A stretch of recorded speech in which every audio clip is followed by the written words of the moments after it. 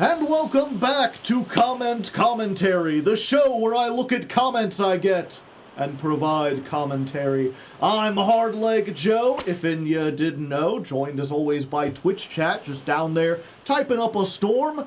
And today's comment comes from Shark Lord Zerato, which is just fantastic name, I must say. And they wrote all of this on one of the previous episodes, a couple months back, I think. It's been a while. I don't remember exactly which episode, and it's not really all that relevant, because they weren't talking about anything in that episode. This is kind of just a standalone comment, a standalone question, actually, because while this is a whole lot of text, most of it's just putting some context to this section. My question to you is this, because you already made a lot of videos on this matter, and I believed it helped me a lot. How should I go about cutting through propaganda to actually form a proper opinion? Is there any way to filter out the information I hear and be able to get to the core of issues without actively doing hours of research that I don't have time for and basically getting training level education on issues for myself?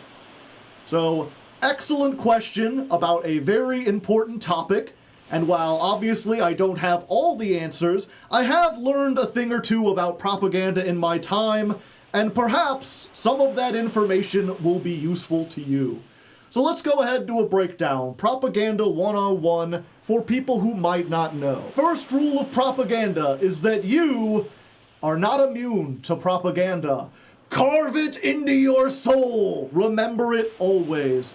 Because like most of life's major problems, the first step towards dealing with it is acknowledging that it is a problem. Some of the most dangerously ignorant people in the world are the ones who think they're too smart to be manipulated. Ironically, those people are some of the easiest to fool, so do not be like them. And fortunately, it looks like Shark Lord has already figured that out. I mean, that's why they asked this comment in the first place. They realize they've been fooled by propaganda in the past, and they want to prevent it from happening in the future. Good stuff. Now, a corollary to that first rule, I guess rule 1B, is to remember that the you in you are not immune to propaganda applies to everyone. Like, yes, you personally are not immune to propaganda, but neither am I. Neither are your parents, your teachers, your pastors, your politicians, scientists, celebrities, newscasters, and especially the people you see online. Everyone is capable of being tricked. Everyone has biases that can be manipulated. Everyone is wrong some of the time. That's not like a failing to say that you can be tricked. That's a part of the human condition. It's like acknowledging that we all die someday. And someone saying that they're immune to propaganda, or that they can't be fooled, or that they're always right, should be treated like someone saying they're immortal, that they'll never die. That person is either lying to you, or they are straight up crazy.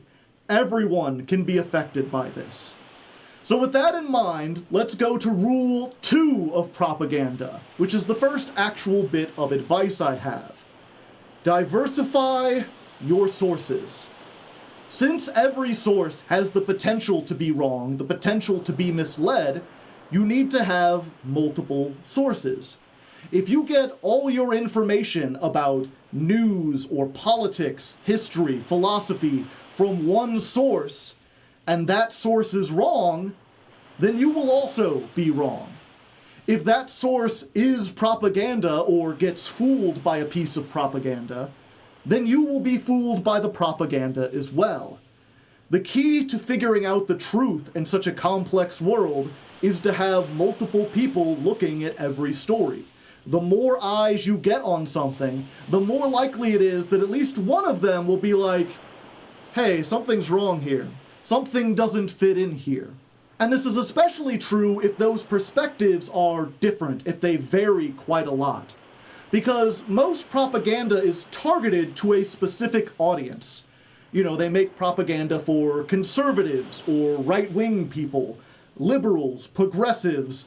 They even make propaganda aimed at centrists and moderates. So if you have two sources, but both of those sources are moderates, then it's likely that the same propaganda that fools one of them will also fool your other source. That's why it's important to have different sources that look at it from a different angle, because the propaganda that works on moderates won't work on liberals, and vice versa. Now, from what I've just said, it may sound like my advice is to watch all the news stations, get your news from every source possible so you can compare and contrast everything they have to say and try to suss out the truth from that. And no, that I don't think that's a very good idea. One, watching that much news seems like a great way to speedrun mental illnesses. Two, not every news source is trustworthy, and while I'd like to go into that could be a whole other video on itself, like how do you even know if something is trustworthy? But most importantly, going back to our comment here, they didn't just want to see past propaganda, they want to know how to filter information without doing hours and hours of research. No one has time to watch all the news stations, or even a majority of the news stations. We have lives to live, we have things to do. So how can you cut through the propaganda? How can you diversify your sources without spending every waking day talking about politics? And there is a technique to do that. It's called lateral reading, or horizontal research, depending on where you hear about it. Now, I do want to give a little disclaimer. This should not entirely replace doing like a deep dive research. Being able to figure out from a newspaper what its sources are and tracking those down, I think is a skill that you should learn, and it is still the best way to kind of get to the truth. But this is good enough and reasonably fast. It's something you can learn to do and put into practice in 10-15 minutes. And to show you how that works, we're going to give you a little example. So let's say your uncle on Facebook sends you a news article, and the headline reads something like this: Mexican president sends rabid dogs across border to attack Americans. That's a pretty extreme headline. Shocking if true.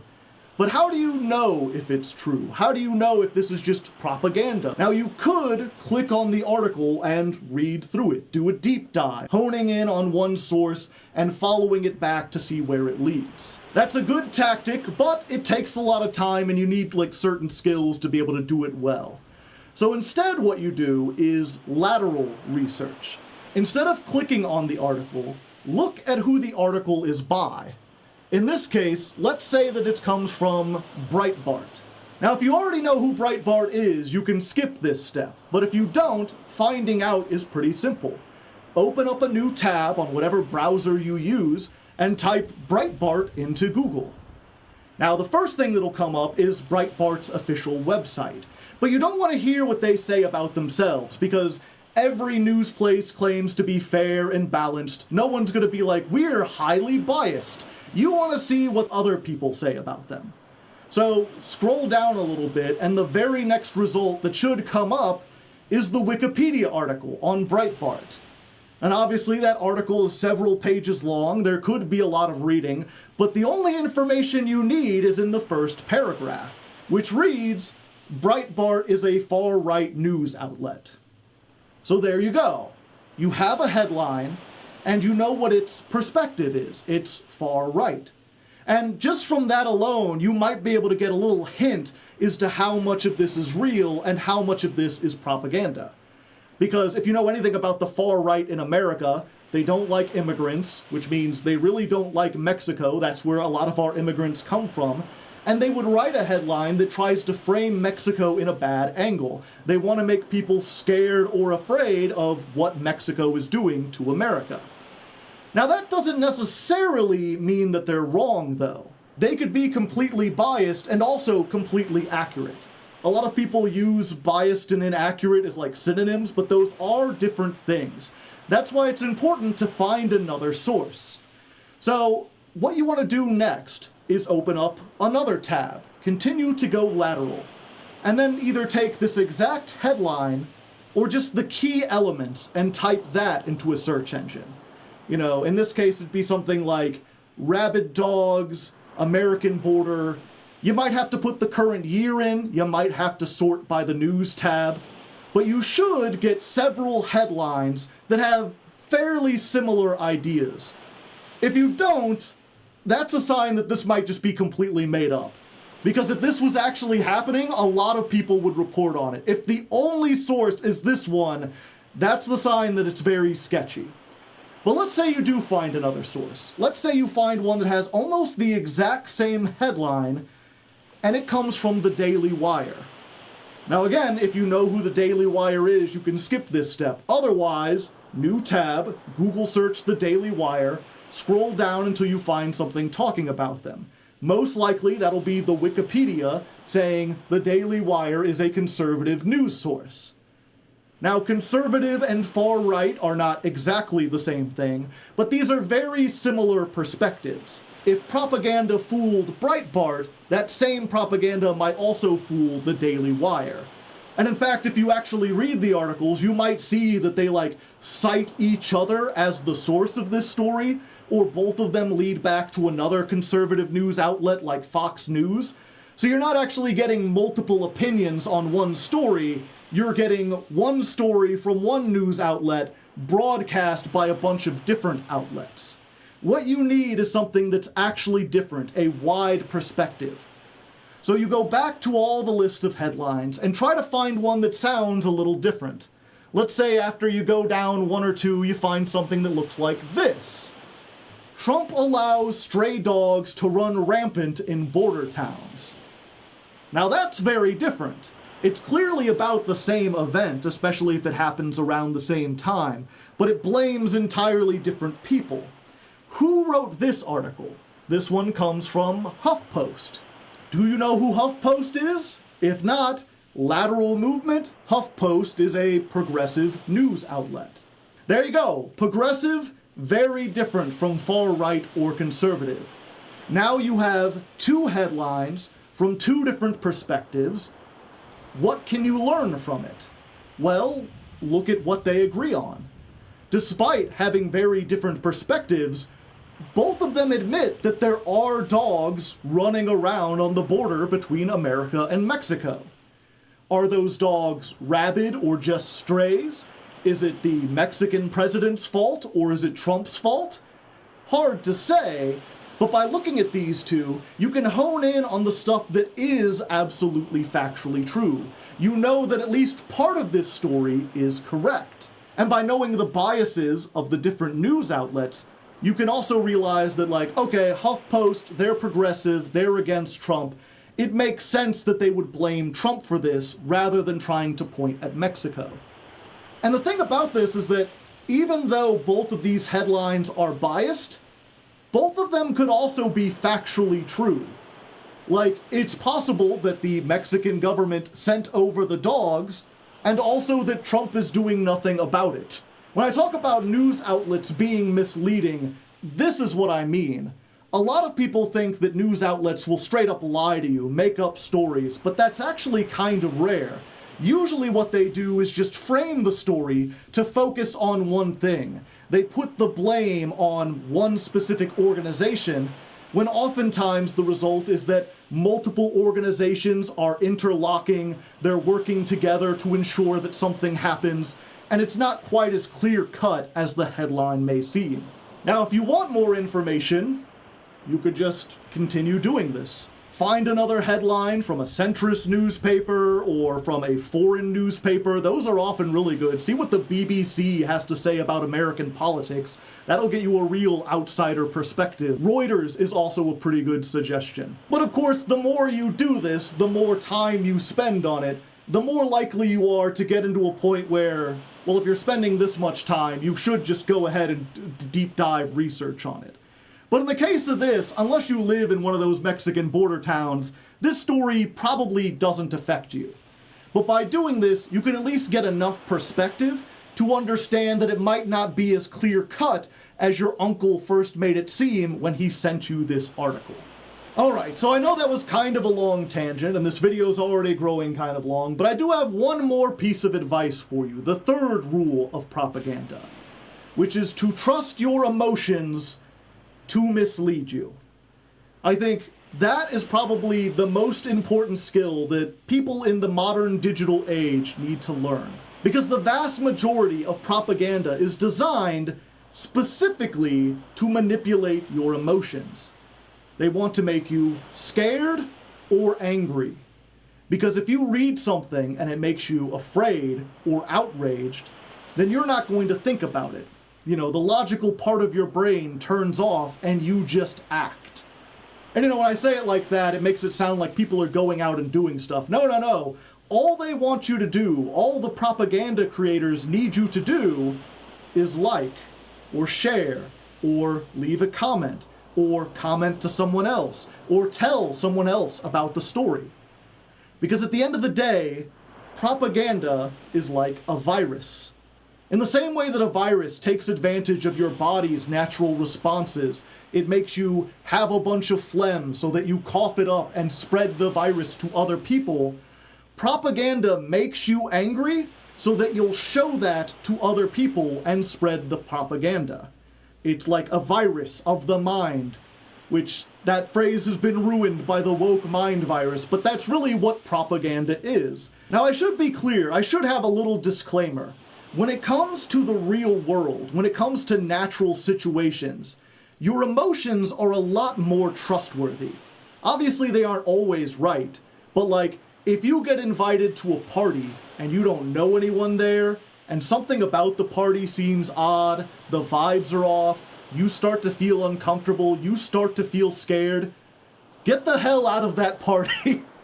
You know, the whole system of emotions, the whole reason you feel fear is to warn you away from danger.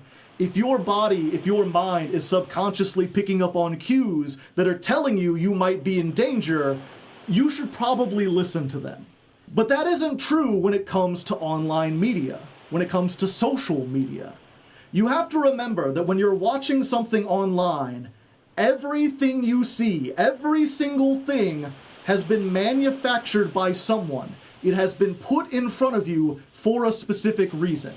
You know, if you see a post on Facebook or Twitter or Blue Sky of your friend just telling you about their day, it's because they want to socialize. If someone posts a funny picture, it's because they laughed at it. They want to make you laugh. So if you see an article and it makes you angry or it makes you afraid, you need to trust that someone did that on purpose, that someone is trying to make you afraid for a specific reason.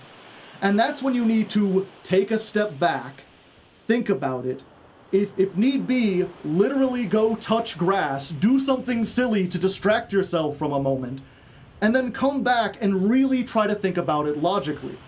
You know, if you're going to do deep dive research or even lateral research, save it for the stuff that makes you really emotional, the stuff that seems like it's too outrageous to be true. Because most likely, that stuff is propaganda of some kind.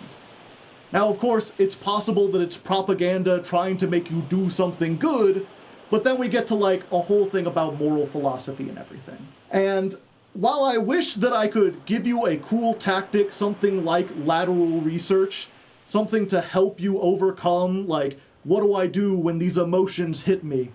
There's really not a solid strategy that works for everyone.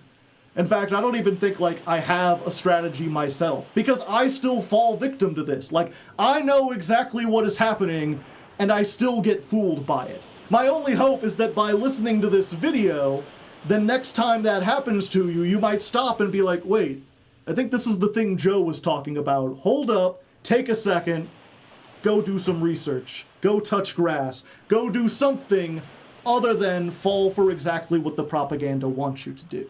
But yeah, that's pretty much all I wanted to say. I know I got a little rambly there at the end, but hopefully this will be useful to you. Hopefully you learned a thing or two. I mean, that's why I'm here after all. You know, all media is made for a reason, and my reason is to hopefully make people think a little bit more clearly. Hopefully make the world a slightly better place. So thank you again to Shark Lord Zerato for commenting, for giving me an excuse to talk about this very important topic. Sorry it took so long to get to your comment, but hopefully this helps you as well. And thank you all for watching. You know, if you like this video, if you like what I'm trying to do, remember, you know, do the engagement things. Like, comment, subscribe, You know, it is really weird. I purposely kind of hamstring myself. I try not to make you scared or afraid in the hopes that honesty will get people to subscribe. So far it hasn't worked, but who knows? Either way, if you have a comment of your own, whether you disagree or you have a question or just anything on your mind at all, feel free to leave it below, and maybe next time you can appear on Comment Commentary. Otherwise, for now, I'm heading out. Thank you again, and until next time, good luck and stay safe out there.